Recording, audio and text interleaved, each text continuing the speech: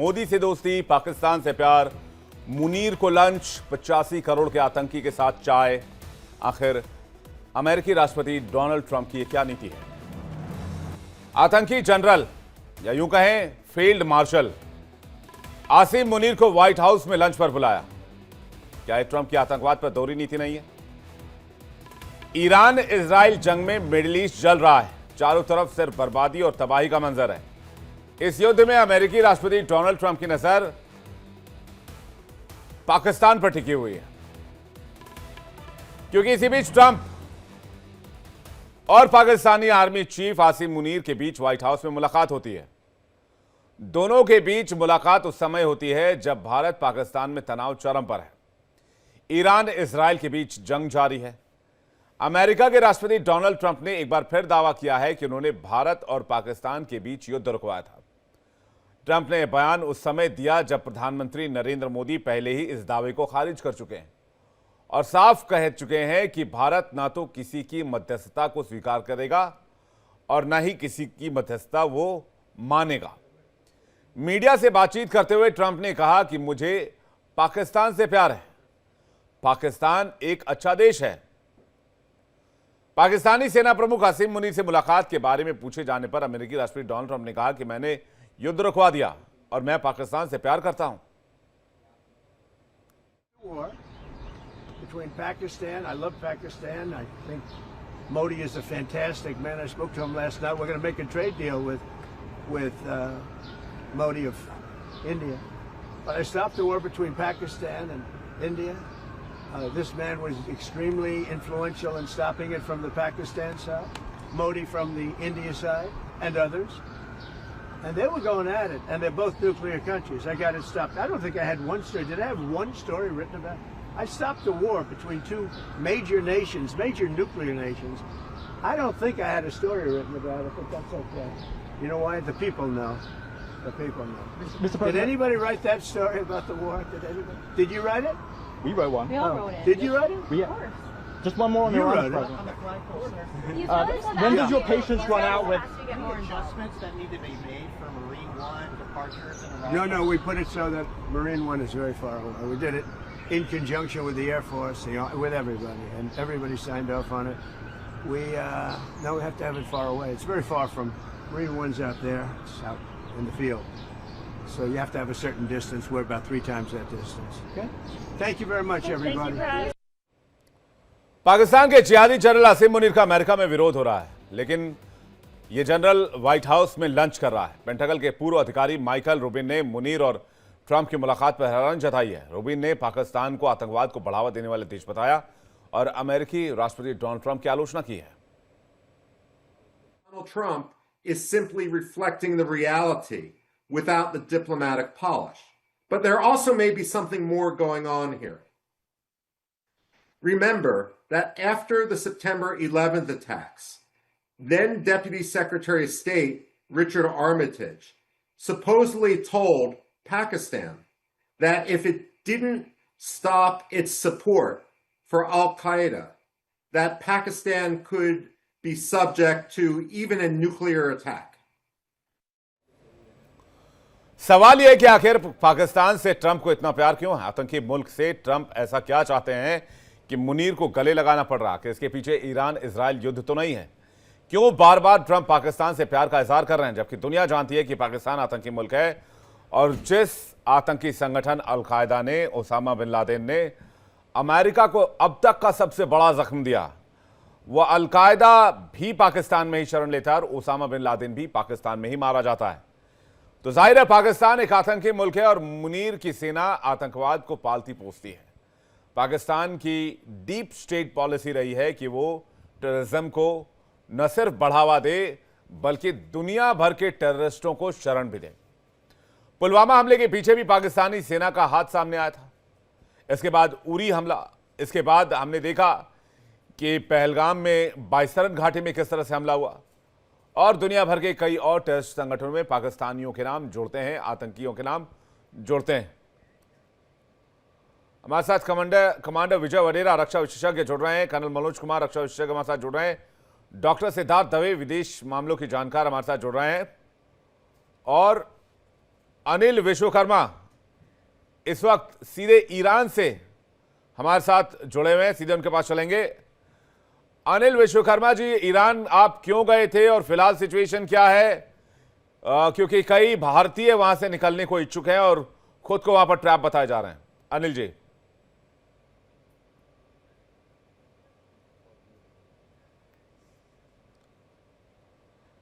अनिल जी, आपको आवाज आ रही है?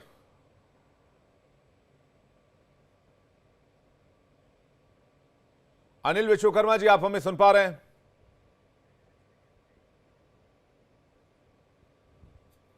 तो मुझे लगता है अनिल विश्वकर्मा जी पर अभी आवाज नहीं जा पा रही है। मैं सिद्धार्थ दवे जी से शुरुआत कर रहा हूं।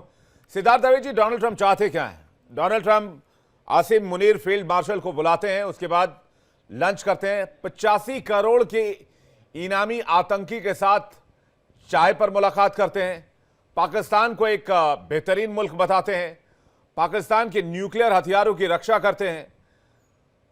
इसके अलावा भारत पाकिस्तान के को लेकर बार बार दावे करते हैं, उन्होंने युद्ध रुकवा दिया, कहते हैं ईरान गिड़गिड़ा रहा है बातचीत के लिए, व्हाइट हाउस तक आया। इतने सारे झूठ आखिर क्यों? विवेक जी, ट्रंप के जितने भी विपक्षी थे वो सब कहते थे कि डोनाल्ड ट्रंप को एक बीमारी है, उसे अंग्रेजी में कहते हैं वर्बल डायरिया, यानी कि उसका हिंदी अगर आप ट्रांसलेट कर सकें तो बोलने में विवेक जी बिल्कुल विवेक नहीं रखते हैं वो। और इसका जो आपने पहले स्निपेट दिखाया कि जो पूर्व पेंटागन अधिकारी हैं और अमेरिकी एंटरप्राइज इंस्टीट्यूट के वरिष्ठ फेलो भी हैं माइकल रूबिन, उन्होंने डोनाल्ड ट्रंप की स्पेसिफिकली इस बात पर गंभीर सवाल उठाए हैं।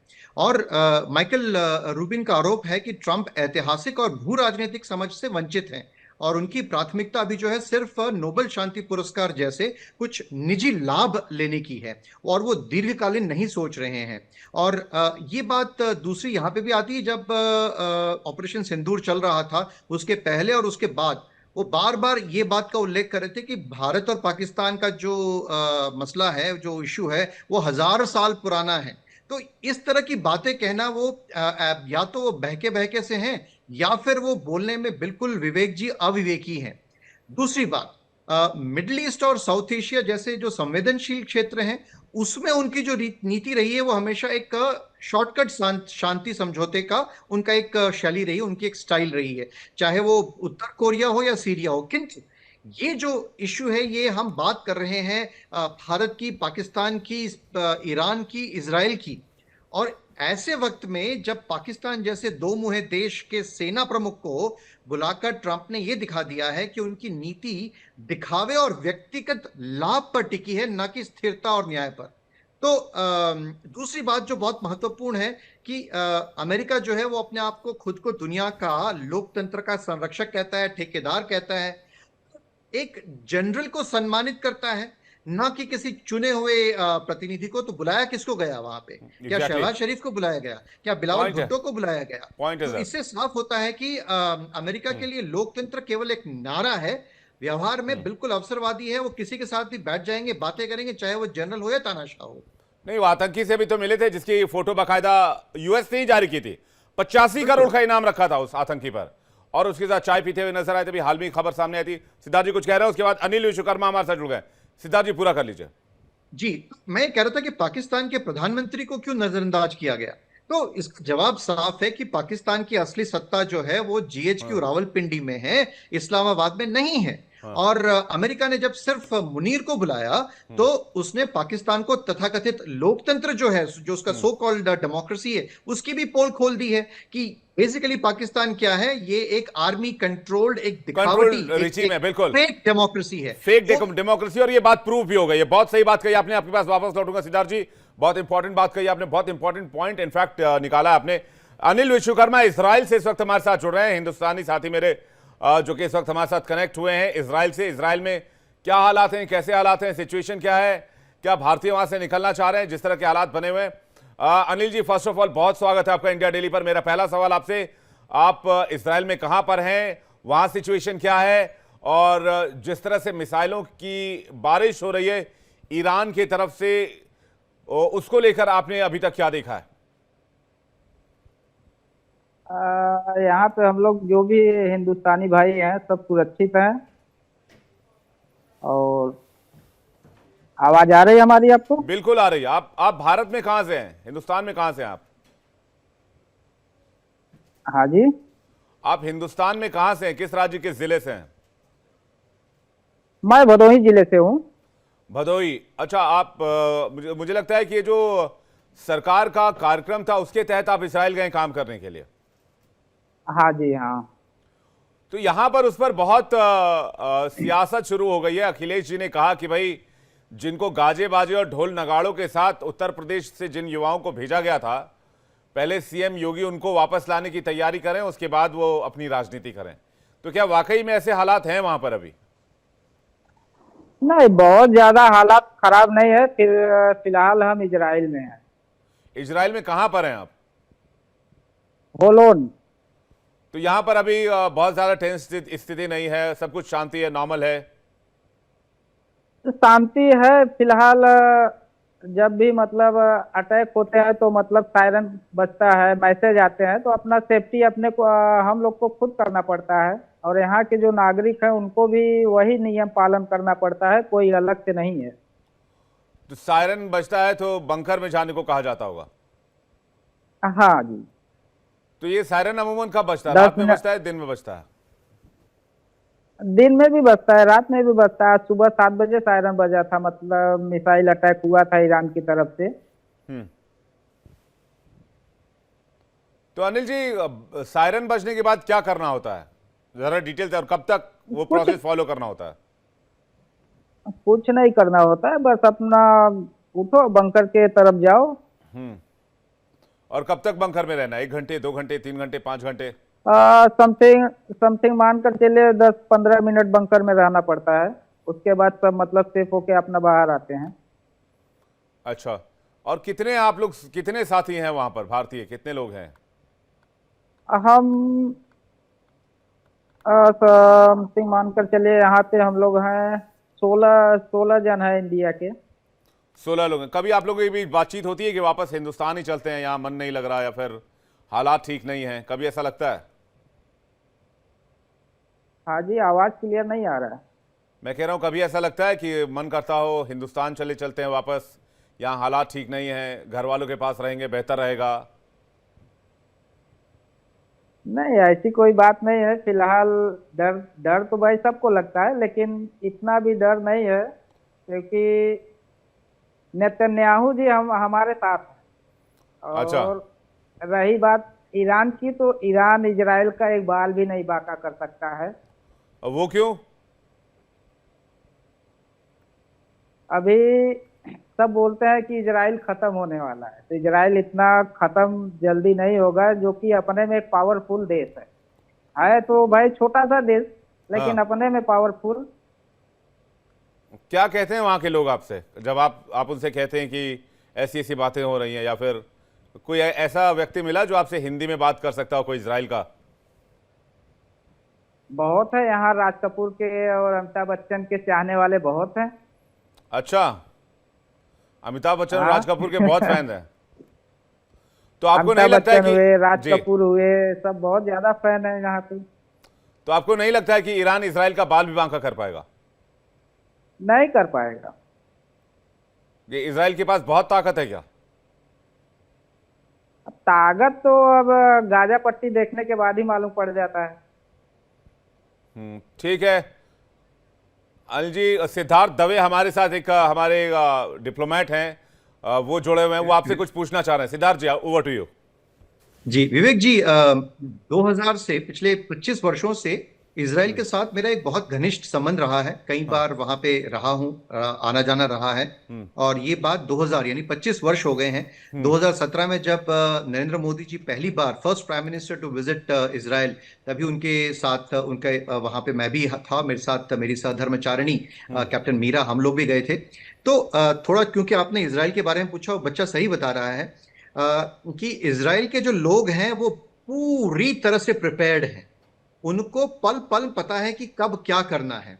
जैसे ही कोई उस देश में जब इमिग्रेट होता है, आता है, चाहे काम के सिलसिले में, उसको ये सब बताया जाता है, उसको ये सब मॉक ड्रिल्स कराई जाती है, उसको ये सब बकायदा इसकी ट्रेनिंग भी दी जाती है। जैसा आपने बताया, हर घर में, हर मॉल में वहां पे ये कंपलसरी है कि आपके पास अगर एक सोसाइटी है, अपार्टमेंट है, तो नीचे उसमें एक बंकर होना आवश्यक है। अगर आपके बिल्डिंग में अगर नीचे बंकर नहीं है तो वो आपका प्लान पास ही नहीं होगा म्युनिसिपल कॉर्पोरेशन या फिर जो भी एजेंसीज है उसके द्वारा। ना सिर्फ बंकर होना, उन सब बंकर्स की रेगुलर चेक्स भी होते हैं कि क्या बंकर में सब सुविधाएं हैं, मेडिसिन हैं, खाना है, ये सब चीजें भी उनको वहां पे बकायदा रखी जाती है। जी जैसे ही सायरन बजता है, ये हमारे मित्र हैं जो वहां पे रह रहे हैं, वो जानते हैं कि 30 सेकंड में कोई किसी भी जगह पे हो, वो सीधा बंकर के अंदर पहुंच जाता है। जैसे ही खतरा टल जाता है, उनका आयरन डोम या फिर जो डेविड स्लिंग है, ये सब एयर डिफेंस मैकेनिज्म है जो आने वाली मिसाइल्स को या आने वाले प्रोजेक्टाइल्स को रोकती है, नष्ट करती है। बिल्कुल। इसके बाद दूसरा एक सायरन बजता है विवेक जी, जिसके बाद आप वापस सेफली सतह बाहर पे आ वापस- सकते हैं। बिल्कुल, और इस जी, बारे में जी, वो जी। जानकारी भी दे रहे हैं। अनिल विश्वकर्मा जी के पास चलेंगे। और अनिल विश्वकर्मा जी, आप अपने शायद हमारे साथ जुड़े हुए। अनिल जी, क्या पीसीआर? अनिल जी से आखिरी सवाल, आप अपने घर वालों को, फैमिली को, फ्रेंड्स को कुछ मैसेज देना चाहेंगे? अनिल विश्वकर्मा जी। जी, हम घर वाले से तो डेली बात करते हैं, उनको बस इतना बताते अरे हैं टीवी आप पर लोग भी बोल टेंशन या दीजिए चिंता मत भैया, करिए। टीवी पर भी बोल दीजिए। टीवी से बोलिएगा तो आदमी आपको बढ़िया से एकदम चारों तरफ देख लेगा, माहौल एकदम टाइट हो जाएगा उत्तर प्रदेश में एकदम, और अखिलेश जी को भी जवाब मिल जाएगा। अखिलेश जी को जवाब मिलेगा, मिले या ना मिले, लेकिन अपने योगी और श्री आदित्यनाथ योगी जी और श्री माननीय प्रधानमंत्री जी को तो न्यूज मिलता है, हाँ, मिलेगा। तो कुछ कहना चाहेंगे योगी जी के लिए? हाँ जी, योगी जी के लिए कुछ कहना चाहेंगे? आवाज नहीं आ रहा है। सीएम योगी जी के लिए कुछ कहना चाहेंगे? नरेंद्र मोदी जी के, सीएम योगी जी के लिए कुछ कहना चाहेंगे? योगी जी के लिए? जी नहीं, वो माननीय आदित्यनाथ योगी जी और माननीय प्रधानमंत्री जी जो भी किए हैं हिंदुस्तान के लिए बहुत अच्छा किए हैं, और खास करके हम लोग के लिए जो अपने हिंदुस्तान के भाई हैं, यहाँ आए हैं कमाने, और अच्छा खासा कमा रहे हैं। फिलहाल जाने की इच्छा नहीं है सब भाई लोग, जी सब भाई लोगों को।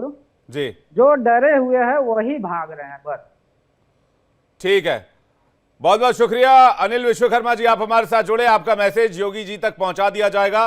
बहुत बहुत धन्यवाद। और उत्तर प्रदेश की जनता और जो भी लोग इजराइल में रह रहे हैं उनके परिवार वालों तक आपके मैसेज को पहुंचा दिया जाएगा कि चिंता की कोई बात नहीं है, सब लोग सुरक्षित हैं, सब लोग सेफ हैं। और अनिल विश्वकर्मा जी को कमाल यकीन है, वो कह रहे हैं कि भाई इजराइल का तो बाल भी बांका नहीं किया जा सकता है। ईरान तो क्या, कोई भी देश इजराइल का कुछ नहीं बिगाड़ सकता है। इजराइल एक बहुत बड़ी पावरफुल कंट्री है। ये अनिल विश्वकर्मा जी का इजराइल से कहना था। बहरहाल वापस लौटते हैं अपने डिबेट पर, चलते हैं डोनाल्ड ट्रंप की तरफ। आकर पाकिस्तान को पुचकारने के पीछे की जो केमिस्ट्री है या फिर पीछे का गणित क्या कहता है, हमारे साथ कर्नल मनोज कुमार जुड़े हुए। कर्नल मनोज कुमार सर, जय हिंद, जय भारत।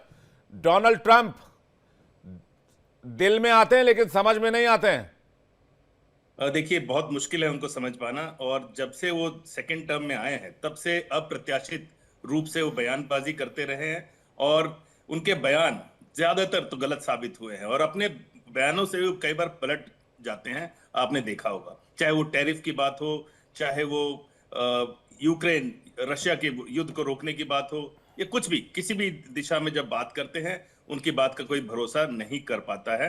लेकिन ये जो उन्होंने आसिम मुनीर को बुलाया था लंच पर, ये बहुत अप्रत्याशित है। कभी भी किसी भी सैन्य प्रमुख को इस प्रकार का सम्मान व्हाइट हाउस में नहीं दिया गया है। इससे पहले केवल परवेज मुशर्रफ, लेकिन वो तो प्रेसिडेंट के रूप में आए थे। किसी सैन्य उच्च अधिकारी को इस प्रकार का सम्मान, जिसमें इनके बयान में ये भी आया कि ये मेरे लिए सम्मान की बात थी। ट्रंप कह रहे थे कि आसिम मुनीर का मेरे पास लंच पर आना मेरे लिए सम्मान की बात थी। मतलब तो पाकिस्तान का राष्ट्रपति, पाकिस्तान का प्रधानमंत्री कोई मायने नहीं रखता है। जो पाकिस्तान में जो सो कॉल्ड इलेक्टेड गवर्नमेंट है वो बिल्कुल, अमेरिका ये तो- के लिए, ये व्हाइट तो- हाउस के लिए, CIA के लिए नल एंड वॉइड है, खत्म है, देखिए- जीरो, सन्नाटा। देखिए, जब सीज फायर हुआ था तब भी आपको ध्यान होगा, मार्को रूबियो ने इनको जब बात की, आसिम मुनीर से बात की, तब जाके सीज फायर हो पाया था अगले दिन। और इस लिहाज से आप समझ सकते हैं कि चाबी कुंजी सरकार की किसके पास है। सबको मालूम है पाकिस्तान में जो सरकार चलाने का जिम्मा वहां की सेना को दिया गया है। मैं सर कर्नल साहब, मैं क्या कहूं ये डोनाल्ड ट्रंप ने लंच दिया है या फिर लंका लगा दी है, ये तो समझ ही नहीं आ रहा। ये तो उन्होंने पूरे पाकिस्तान को एक्सपोज करके रख दिया कि पूरा पाकिस्तान मिलिट्री रिजीम से चलेगा। व्हाइट हाउस बातचीत करेगा तो फील्ड मार्शल से करेगा, इलेक्टेड गवर्नमेंट से नहीं करेगा, राष्ट्रपति से नहीं करेगा, प्रधानमंत्री से नहीं करेगा। व्हाइट हाउस बातचीत करेगा एक सेना के जनरल से।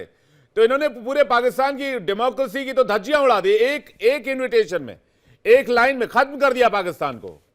अब पाकिस्तान में डेमोक्रेसी की बात कोई कैसे करेगा जब व्हाइट हाउस ही बात जनरल से कर रहा है, जहां पर आसिफ अली जरदारी और शहबाज शरीफ के आने का कोई मतलब नहीं है, बिलावल भुट्टो और ख्वाजा आसिफ के आने का कोई मतलब नहीं है, उप प्रधानमंत्री इशाक डार के आने का कोई मतलब नहीं है। ये तो पूरी रिजीम उन्होंने खत्म कर दी और एक लाइन में साबित कर दिया कि पाकिस्तान जो है वो एक आर्मी कंट्रोल्ड नेशन है कंप्लीटली। व्हाइट हाउस का मोहर लग गया इसमें, डोनाल्ड ट्रंप ने भी मोहर लगा दी।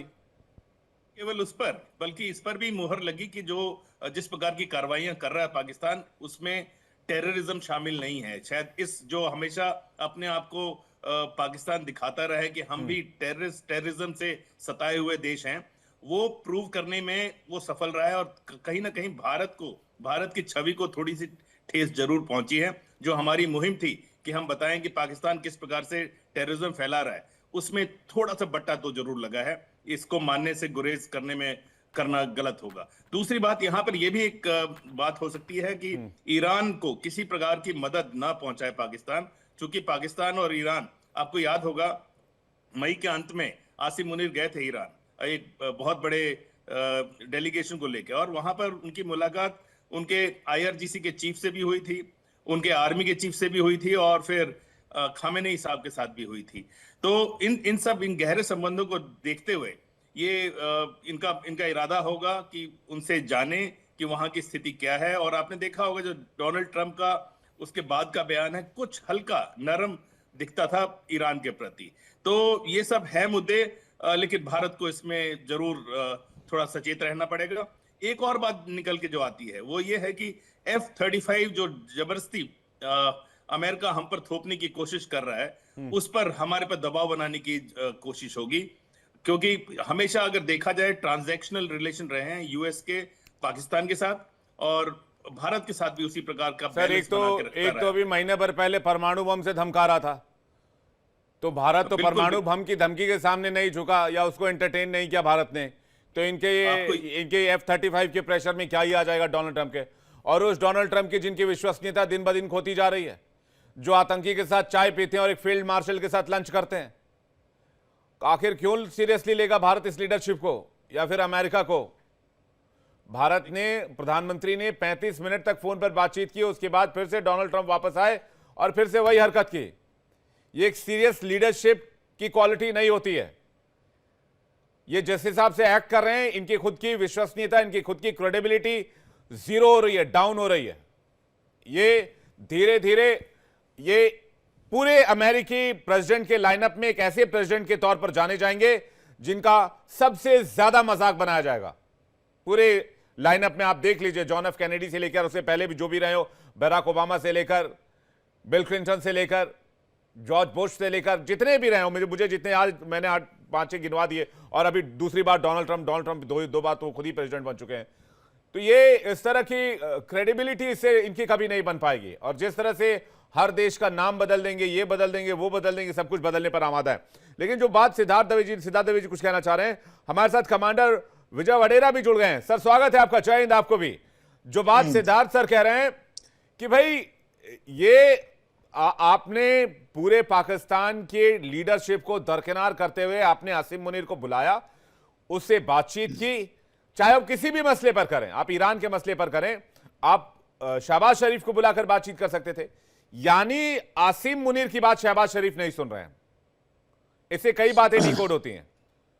सिद्धार्थ दवे जी आपका जवाब, उसके बाद में विजय सर आपके पास आ रहा हूं, जल्दी से उनका रिएक्शन ले लो। सिद्धार्थ जी। साथ में भारत की तरफ से ये समझना होगा कि अगर अमेरिका या कोई भी अमेरिका का गुट या फिर ट्रंप फिर से पाकिस्तानी सेना को गले लगाने की बात करता है, तो भारत को कूटनीतिक स्तर पर, डिप्लोमेटिक स्तर पर एक बहुत स्ट्रांग प्रोटेस्ट दिखाना होगा। और भारत को ये स्पष्ट करना होगा कि पाकिस्तानी सेना समस्या है, समाधान नहीं है। ये वही सेना है जो आतंकवाद की जननी है। चाहे वो कश्मीर हो या कश्मीर से लेकर अफगानिस्तान हो, वहां हर जगह पे अगर आतंकवाद की जननी आतंकवाद को कोई क्रिएट कर रहा है, टेररिज्म को कोई क्रिएट कर रहा है, तो ये पाकिस्तानी आर्मी है। भारत को स्पष्ट करना होगा कि अगर यूएस ट्रंप आने वाले समय में अगर पाकिस्तानी आर्मी के साथ डायलॉग कर रही है, उनके साथ, क्योंकि they are the real problem. आप प्रॉब्लम के साथ कैसे आप डील कर सकते हैं? They are not part of the solution. So मेरा ये मानना है कि भारत को इसको, I am sure diplomatic channels में और हर जगह पे इस बात को उठाया ही गया होगा, किंतु जो मीडिया है, नैरेटिव्स हैं, उसमें भी इस बात को प्रस्थापित करना होगा और इसका एक कड़ा विरोध दर्ज करना होगा, चाहे वो मीडिया की तरफ से हो या चाहे एक नैरेटिव भारत में सेटअप हो कि this is not done on the part of Trump and United States of America to embrace the military general who's responsible for all the acts of terror। तो इस बात को मैं समझता हूं कि हर एक चैनल पे, और आपकी चैनल इस बात को उठा रही है, इसके लिए आपको साधुवाद है। बिल्कुल आप सही कह रहे हैं। वडेरा सर कुछ कहना चाह रहे हैं, वडेरा सर के पास आ रहा है। वडेरा सर, देखिए, Donald Trump has made a mockery of his presidentship. उसका बेसिक एम हमको समझना चाहिए, और जो उसने अपने when he was standing for election, कि he wants to get a Nobel peace prize for himself for bringing peace to the world. He is a businessman, basically. He is not a seasoned politician. He also had expressed his desire that I must get my second term, third term. So, without understanding the genesis of politics and the world geopolitics, he is being advised, those people who cannot say no to him, whatever he says, all his advisors are just agreeing with him because he knows that they will get fired. So here you have a person, the Vice President of America tells कि we have nothing to do between Indo-Pak conflict which had happened. After that he changes his stance. Then he has been trying to bully Iran into coming to table for nuclear proliferation treaty and all, which Iran has been resisting. So he has used a wire medium via Israel to try and demolish its nuclear capability, whatever they have in Iran. And he is threatening Iran that, if I come in, everything will be destroyed. Now, Iran is getting support of Pakistan because they have been नहीं, लेकिन सबसे बड़ा sir Iran के साथ आपका जो है US का 1979 से कॉन्फ्लिक्ट चल रहा है, जब से खामनेई की वापसी हुई। 8 साल निर्वासित थे खामनेई, 1979 में इस्लामिक रेवोल्यूशन के बाद वापस आए वो। उनका जो चल रहा है ईरान से चले, उससे हमें कोई प्रॉब्लम नहीं है। हमारा अलग एक स्टांस होता है, हमारी विदेश नीति तटस्थ है और गुट निरपेक्ष है, हम कभी किसी गुट में शामिल नहीं हुए। पहली बात। दूसरी बात मैं जो कहना चाह रहा हूं, ये पाकिस्तान को पुचकारने के लिए, खासकर आसिम मुनीर को, यानी कि आसिम मुनीर ही पाकिस्तान चला रहा है, पहली बात। दूसरी बात कि आसिम मुनीर को पुचकारने के या पाकिस्तान को पुचकारने के पीछे की मेन वजह क्या है? पर हमको ये समझना चाहिए कि दिस इज वेरी अनयूजुअल जो अभी हो रहा है, जो ट्रम्प कर रहा है पाकिस्तान के साथ। It is never, it is totally unheard of. So there has to be some deep thinking, some plan which is brewing between the Pakistan actual ruler, that is the so-called Field Marshal Asim Munir, and Trump administration, wherein they want to, the America wants to use Pakistan as a tool to fulfill its whatever ambition they have or they may have in future. So it is becoming complex every day. To my mind, I think the American administration headed by Trump is totally confused. They are not able to focus on their objective. Every day they change their objective based on the inputs they get. Sir मुझे तो लगता है कि मुझे थोड़ा शक भी है कि डोनाल्ड ट्रंप ऐसा कुछ प्लान कर रहे हो, क्योंकि नेतन्याहू का एक बयान एक हफ्ते पहले आया जिसमें नेतन्याहू ने कहा था कि ईरान के बाद अगला नंबर पाकिस्तान का है। तो ये बयान नेतन्याहू का नहीं हो सकता या उनका अकेले का नहीं हो सकता। ईरान का नंबर सिर्फ इजराइल के लिए नहीं है, अमेरिका और इजराइल का कंबाइंड टारगेट ईरान है। तो अगर पाकिस्तान का अगला नंबर है तो वो अमेरिका और इजराइल का कंबाइंड टारगेट होगा, न सिर्फ इजराइल का कंबाइंड टारगेट होगा। और नेतन्याहू अगर ऐसा कुछ कह रहे हैं तो जरूर कुछ पाइपलाइन में है, जिससे अगर डॉट्स कनेक्ट करेंगे तो ये मामला और आगे बढ़ता दिखता है। बहरहाल वापस लौटेंगे सिद्धार्थ जी, मनोज जी और वडेरा सर आपके पास, लेकिन बड़ी खबर आ रही है। ईरान इजराइल जंग पर पुतिन का बयान सामने आया। अगर ईरान को मदद की जरूरत होगी तो विचार करेंगे, युद्ध में अगर हालात बिगड़ते हैं तो हम सोचेंगे। अभी ईरान रूस से मदद नहीं मांग रहा है।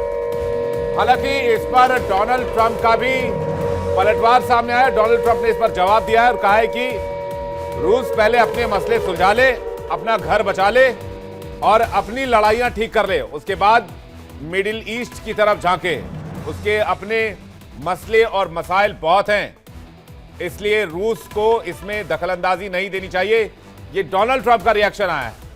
जबकि पुतिन ने कहा था कि अगर ईरान को मदद की दरकार पड़ी तो हम खड़े हैं। और यही बात अभी कुछ दिन पहले पाकिस्तान ने कही थी कि एक इस्लामिक मुल्क होने के नाते हमें ईरान के साथ खड़े होना चाहिए और इजराइल के खिलाफ युद्ध छेड़नी चाहिए। जिसके बाद पूरी की पूरी लीडरशिप को यूएस में लाइन अटैच कर दिया गया और पूरी लीडरशिप यू टर्न मार गई और कहने लगी कि किसी ने भी ऐसा कुछ नहीं कहा और ईरान से लगते हुए बॉर्डर को पाकिस्तान ने क्लोज कर दिया। सिद्धार्थ जी के पास जा रहे हैं।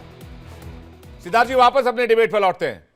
नेतन्याहू ने कहा ईरान के बाद पाकिस्तान का नंबर है और पाकिस्तान को अमेरिका पुचकार रहा है, तो हो सकता है कि कुछ शॉर्ट टर्म गेन होगा अमेरिका का जब तक ये मिडिल ईस्ट वाला टेंशन है। उसके बाद टारगेट पाकिस्तान ही है। जी देखिए, शुरुआत में ही मैंने आपसे कहा था कि मिडिल ईस्ट और साउथ एशिया जैसे जो संवेदनशील क्षेत्र में हैं, वहां पे शॉर्टकट शांति समझौता ये ट्रंप की शैली रही है। और मैंने आपको दो एग्जांपल्स दिए थे, उत्तर कोरिया का और सीरिया का। तो बिल्कुल सही बात आप कह रहे हैं कि ट्रंप जो है वो लॉन्ग टर्म नहीं देख रहे हैं, वो सिर्फ शॉर्टकट एक देख रहे हैं। और जैसा कि नेतन्याहू ने बताया, बेंजामिन नेतन्याहू ने कहा कि ईरान के बाद बेसिकली इश्यू क्या है, क्यों ईरान पे हमला हो रहा है। 12 जून को जो सबसे पहला हमला हुआ इजराइल के द्वारा, वो क्यों हुआ? क्योंकि इजराइल को लगने लगा था कि now Iran is very close to making its nuclear, जो उसका फिसाइल मटेरियल का एनरिचमेंट है वो 60% और 90% कभी भी पहुंच सकता है और it will be very close to making a nuclear bomb. उसको स्टॉप करने के लिए इजराइल ने अटैक किया। कहाँ अटैक किया? तो उसके जितने भी न्यूक्लियर फिसाइल एनरिचमेंट के जो प्लांट्स थे, नटांज हो गया, फोर्दो हो गया या फिर इश्फहान, वहां पे अटैक किया है। तो ये पूरा क्लियर कट दिखाता है कि ऑब्जेक्टिव क्या है इजराइल का या यूएस का। वो नहीं चाहता है कि ईरान एक न्यूक्लियर सत्ता बने। अब उसके बाद जब ये खत्म हो जाता है, ईरान का जो न्यूक्लियर एम्बिशन है वो खत्म हो जाता है, उसको स्टॉप कर देते हैं। उसके बाद ऑब्वियसली चाहे वो इजराइल हो या फिर यूएस हो, ये चाहेगा कि जो पाकिस्तान है, पाकिस्तान में भी ये बात सभी को अभी सुविदित है। जब ऑपरेशन सिंदूर में किनारा आइलैंड्स में किनारा माउंटेन्स पे जो हवाई हमला हुआ, और उससे ये भी बाहर आ गया कि वो पूरे का पूरा जो नियंत्रण है, कंट्रोल है, वो कहीं ना कहीं पे सीआईए और यूएस के पास है। तो नेक्स्ट बारी जो है वो ऑब्वियसली जो इस्लामिक बॉम्ब का ठेकेदार अपने आप को मानता है वो है पाकिस्तान। तो पाकिस्तान जो कि एक, मैं तो उसको रोग कंट्री भी मानता हूं, तो वैसे कंट्री के पास अगर न्यूक्लियर आर्मामेंट है, वो सबसे विश्व के लिए खतरा है, न सिर्फ भारत के लिए अपितु विश्व के लिए भी खतरा है।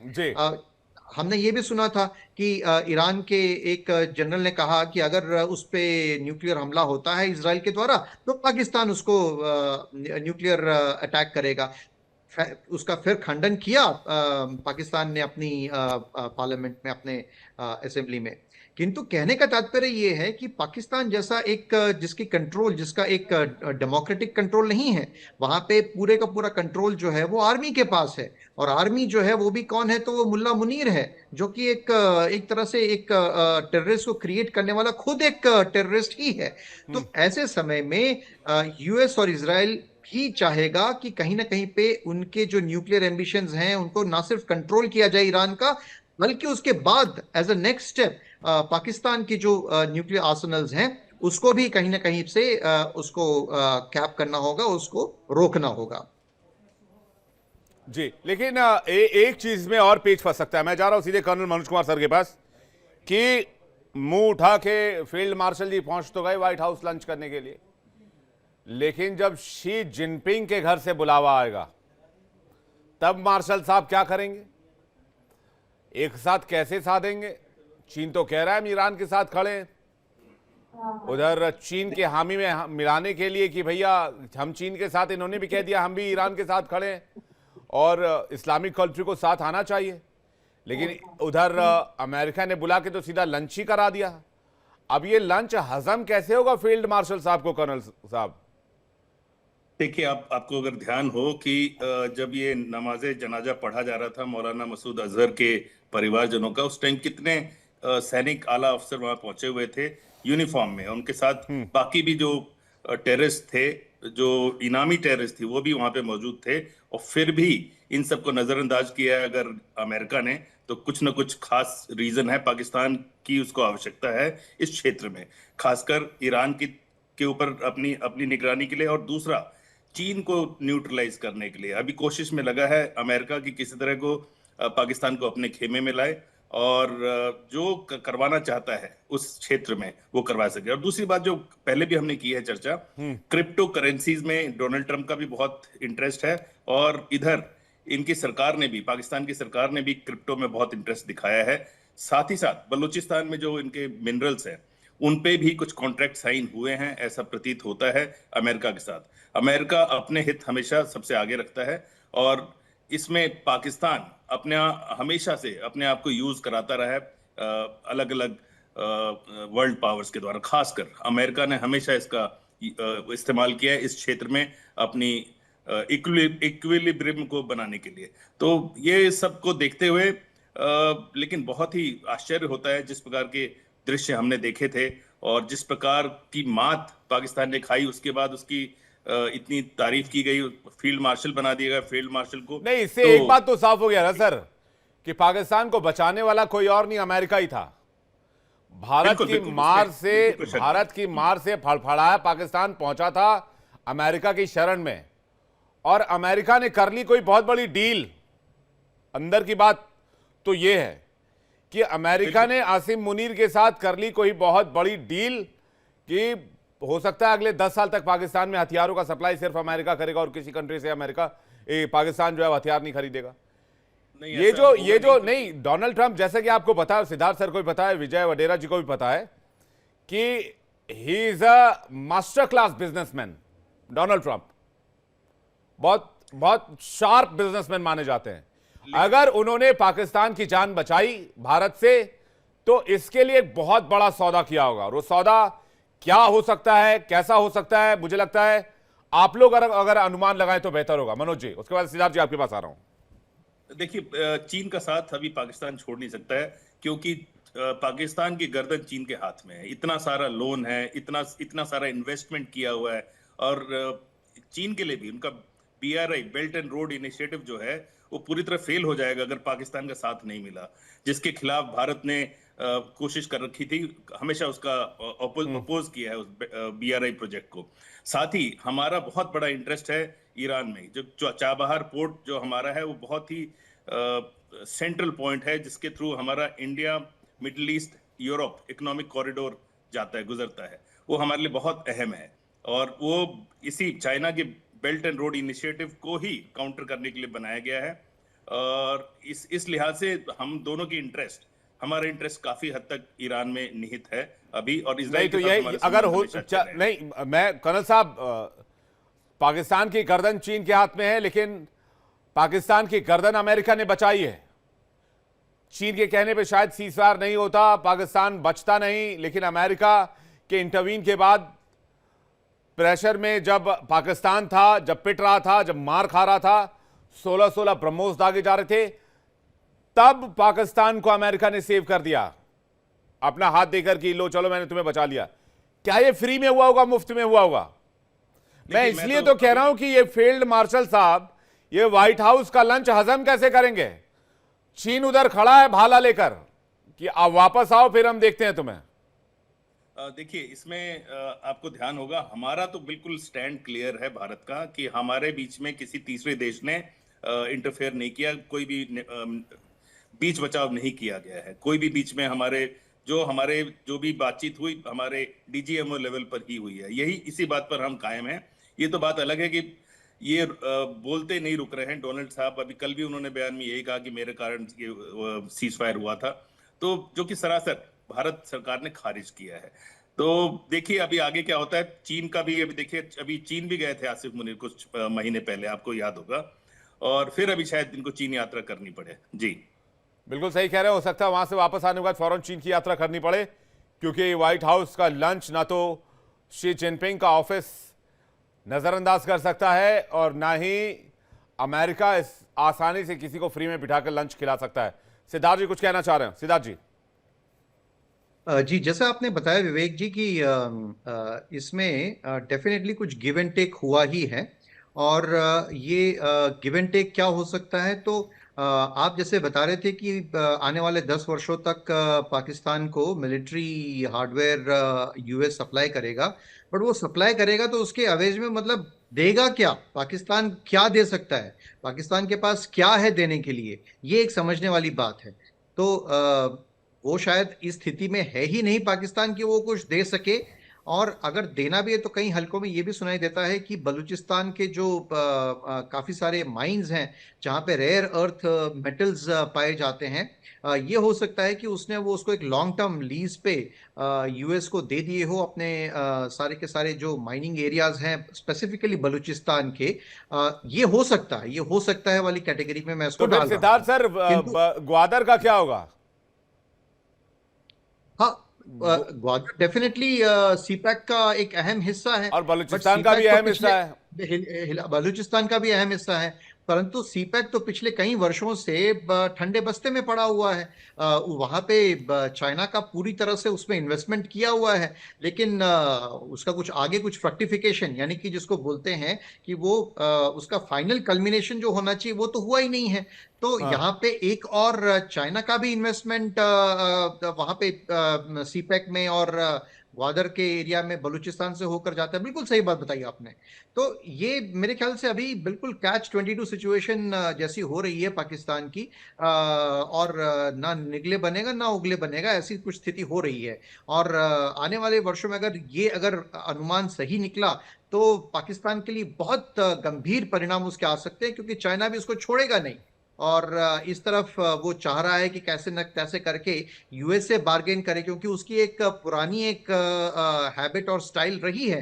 पाकिस्तान के काफी generals starting from general Ziaul हक, उसके समय से देवर वो बारटेंडर, मतलब उस जो लेन देन जो है वो जनरल जियाउल हक के टाइम से इसकी शुरुआत हुई थी। कि वो पैसे देंगे, डॉलर्स देंगे, और उसके बदले में जो है वो अपनी सॉवरेनिटी का जो है पाकिस्तान की वो उसको बेच देते हैं यूएस के सामने, यूएस के चरणों में। तो ये तो उनकी पुरानी एक जनरल्स की वो रही है। कहीं ना कहीं पे जब वो वॉर कॉलेज में कहीं ना कहीं पे जब जाते होंगे तो ये सब भी उनको पढ़ाया सिखाया जाता होगा कि किस तरह से सिचुएशन आए तब किस तरह से यूएस के घुटनों पे या उसके चरणों में पड़ना है। तो this could be part of their higher command training, या जो भी कुछ होगा उनके वॉर कॉलेजेस में ये सब भी पढ़ाया जाता होगा। उसके भी एग्जाम्पल्स वो देते होंगे जनरल जियाउल हक के टाइम के।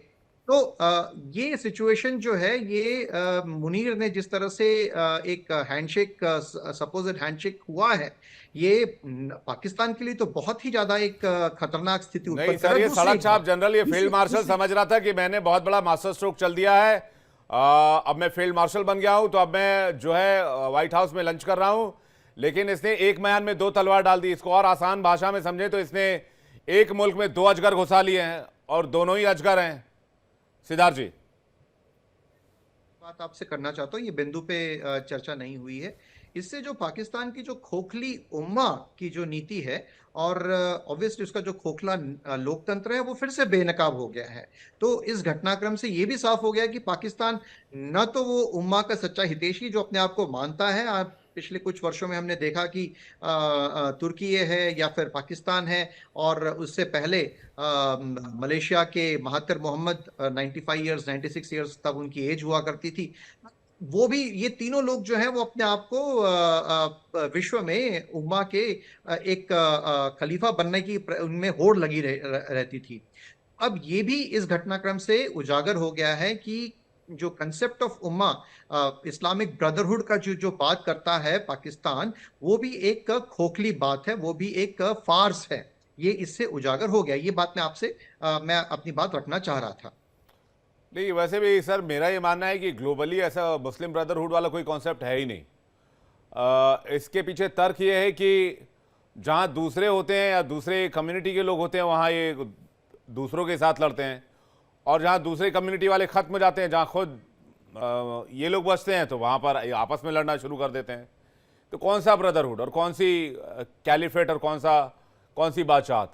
सूर्य मैथिल हमारे साथ पॉलिटिकल एनालिस्ट इस वक्त हमारे साथ जुड़े हैं। विजय जी हमारे साथ जुड़े हुए। विजय जी, एक म्यान में दो तलवार नहीं हो सकते।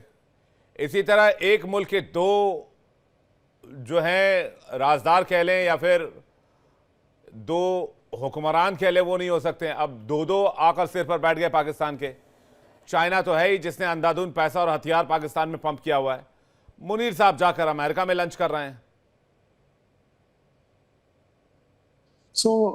ये बहुत क्लियर है कि Pakistan is a failed state. Now they also survive basically because of the military. हमसे there is no doubt about it कि वहाँ पर आर्मी जो चीफ है उसकी ही चलती है, चाहे they are the one who elect their civil leaders, और वो जो अपना मुकाम चलाते हैं by keeping the prime minister in front, but the actual dictate is by the army chief.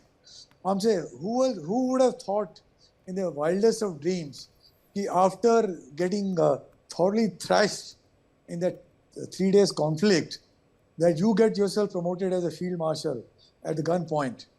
हमसे he has become a laughing stock amongst all the defense personnel. Even the civilians ask कि भाई ये field marshal होने से क्या हो गया, मतलब what has he done? How can one compare them with our Manik Shah or Karyappa, who had won the war, So Pakistan now they have put their elected civilian leader Imran Khan into the jail, and they will ensure that as long as the army is in command, he does not come out. So all these things, and plus unki inflation dekhiye, unki cost of living dekhiye. You listen to their general public, how they are harassed, and what kind of a treatment are they being given. It's only the army elite who have all their children, all their properties abroad, and they dictate whatever has to be done. So now probably Munir has managed to get his way around in convincing Shahbaz Sharif that look, it's because of me that the war has stopped. It is because of me we have done whatever we could do. So I better go and meet President Trump. He managed to get his lunch meet organized through the American Pakistani businessman in USA, Mr. Tarar, who had felicitated this lunch meet. So लेकिन ये तो कमाल की बात है, ये तो वैसी ही बात हो गई कि भाई डॉगी एक है और मालिक दो हैं। ये बड़ा कम ऐसा सिचुएशन देखने को मिलता है। बिल्कुल। So it will be very interesting to watch the next few days how things. Pakistan का अगला मूव क्या होगा, ये बहुत इंटरेस्टिंग होगा देखने को। पाकिस्तान इसको कैसे मैनेज करता है और इसे कैसे बाहर आता है। सूर्य मैथिल जी के पास जा रहे हैं। सूर्य मैथिल जी, डोनाल्ड ट्रंप ने एक बार फिर से दावा कर दिया है और इस बार तो एक कदम आगे निकल गए। कह रहे हैं पाकिस्तान बहुत प्यारा मुल्क है और असीम मुनीर बहुत सम्मानित व्यक्ति हैं और बहुत पावरफुल व्यक्ति हैं और पाकिस्तान से मैं लव करता हूं, प्यार करता हूं। और दोनों मुल्क जो कि परमाणु शक्ति संपन्न है, भारत और पाकिस्तान, दोनों के बीच मैंने सीज़फायर करवाया। और ये तब है जब कल 35 मिनट पीएम की बातचीत हुई है डोनाल्ड ट्रंप से। धन्यवाद विवेक जी। पहले तो आपको और पूरे देश को भारत माता की जय, वंदे मातरम। थोड़ा सा इको हो रहा है, जरा पीसीआर को बोले ठीक करेंगे। मैं चेक कर रहा था। हाँ प्लीज। और जो आपने कहा ना कि आसिफ मुनीर को लंच कराया, या फिर डोनाल्ड ट्रंप ने 35 मिनट की वार्ता के बाद भी जो है ये कह दिया कि हमने ही करवाया युद्ध विराम और पाकिस्तान को मैं प्यार करता हूं। आप देखिए, आपने कहा कि 35 मिनट की बैठक के बाद, बातचीत के बाद ही अमेरिकन प्रेसिडेंट जो है वो ये कहने लगे कि मैं पाकिस्तान को बहुत प्यार करता हूं। स्पष्ट है, 35 मिनट की टेलीफोनिक वार्ता के बाद माननीय प्रधानमंत्री जी ने कड़े शब्दों में पाकिस्तान के विषय में अपना पक्ष रखा और साथ में अमेरिका को भी बता दिया कि भारत किसी से डरने वाला नहीं है, किसी की कठपुतली बनने वाला नहीं है, किसी के हाथों में खेलने वाला नहीं है। हम जब चाहेंगे जहां जाएंगे, हमारी सेनाएं वहां मारेंगी, किसी आतंकवादी को हम पनपने नहीं देंगे। हमारी टेरिटरी में कोई आतंकवाद फैलाएगा तो भारतीय सेना निपटने के लिए तैयार है, हम आपके पास नहीं आएंगे कि बाबूजी देखो ये क्या कर रहा है। इस चीज से बौखलाकर डोनाल्ड ट्रंप ने एक कदम आगे बढ़कर यह कह दिया कि मैं तो पाकिस्तान से प्यार करता हूं, आई लव पाकिस्तान। एक और चीज देखिए, पाकिस्तान जो है वो उनका अमेरिका का पालतू रहा है और अमेरिका में जो पाकिस्तान में जो भी अमेरिका का एजेंडा चलाएगा, जो पाकिस्तान में रहकर अमेरिका का हिडन एजेंट बनके कार्य करेगा, उसको अमेरिका हमेशा प्यार करेगा, उसको हमेशा अमेरिका जो है खाने पे बुलाएगा, बैठक करेगा, उसके संग उसको जो है वो भीख भी देगा। वही हाल आप देख ही रहे हैं कि भारत चौथी बड़ी अर्थव्यवस्था बना। नहीं, मैं ये समझना चाह रहा हूं कि भाई डोनाल्ड ट्रंप को आखिर भारत से दिक्कत क्या है, या अगर भारत जो स्टांस डोनाल्ड ट्रंप को बताना चाह रहा है डोनाल्ड ट्रंप के समझ क्यों नहीं आ रहा है, या हमारी सरकार का जो ऑफिशियल स्टांस है वो भी डोनाल्ड ट्रंप क्यों नहीं कह पा रहे हैं, और पाकिस्तान से इतनी नजदीकी की वजह क्या है, आखिर चाहते क्या है डोनाल्ड ट्रंप? देखिए, हमारे पैनल में रक्षा विशेषज्ञ और डिफेंस एक्सपर्ट्स के रूप में सेना के पूर्व में जो सेवा दी है बड़े बड़े कमांडर और ब्रिगेडियर साहब हैं। इन सभी की जिस समय में सेवा ये दे रहे थे, उस समय में भारत जो है वो अमेरिकन हथियार या रशियन हथियार के ऊपर डिपेंडेंट था। आज भारत जो है वो खुद का प्रोडक्शन कर रहा है। यही परेशानी है अमेरिका को। आप समझिए, अमेरिका हमारी भाषा इसलिए नहीं बोल सकता क्योंकि हमने अपने बलबूते पर कई जो सर, है हमसे ज्यादा हथियार चाइना बनाता है, हम चाइना के मुकाबले तो कोई हथियार नहीं बनाते। विवेक जी, आप नहीं समझ पा रहे हैं। हाँ। मेरा कहना यह है कि जिसको वो तीसरी दुनिया का देश समझता था, आज उसकी सेनाएं पाकिस्तान में 100 किलोमीटर और 150 किलोमीटर तक अंदर पाकिस्तान, पंजाब में और नहीं तो मार रही हैं। आप कह रहे भारत की बढ़ती ताकत साहब। से ट्रंप चिंतित है और अमेरिका चिंतित है। ठीक है, वक्त सीमित था, आप थोड़ा लेट जुड़े सूर्य मैथिल जी, अगली बार मुलाकात होगी तो इस पर विस्तार से बातचीत होगी। आप सभी का शुक्रिया हमारे साथ जुड़ने के लिए और बहुत बहुत धन्यवाद इस डिबेट में शामिल होने के लिए।